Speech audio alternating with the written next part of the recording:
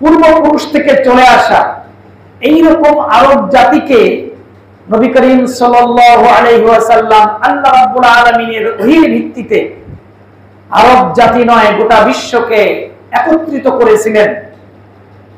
তা ছিল তিনটি বিধানের ভিত্তিতে, একটি হলো তাওহীদ, রিসালাত, আখিরাত।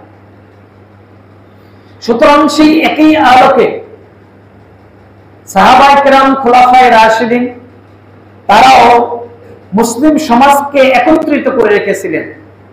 তারা পরস্পর বিভক্ত হন নাই।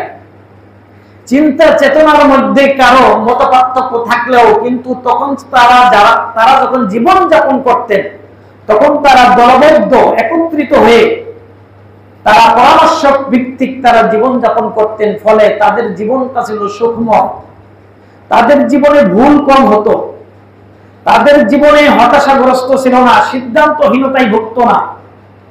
আজকে আমাদের ছোট্ট একটি বাংলাদেশে সাধারণত রাষ্ট্র পরিচালনা করার ক্ষেত্রে কত মানুষের কত মত, কত পথ, সিদ্ধান্তহীনতায় ভুগছে। এক এক সময় এক এক দলের এক এক রকম ফতোয়া। সুতরাং ধর্মীয় মতবিরোধ এবং রাজনৈতিক মতবিরোধ স্বাধীনতার পর থেকেই আমরা এই দেশে দেখে আসছি।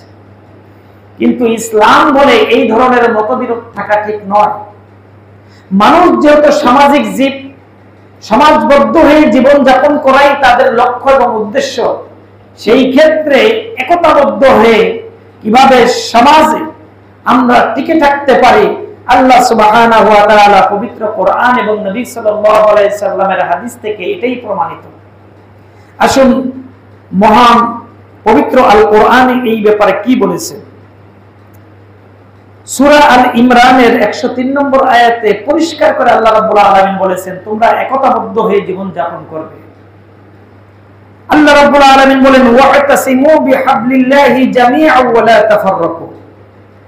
আর তোমরা আল্লাহর রশিকে, আল্লাহর রজ্জুকে সবাই মিলে একত্রিত হয়ে মজবুত ভাবে ধারণ করো, পরস্পর বিরোধিতা করো না, পরস্পর মতপার্থক্য সৃষ্টি করো না।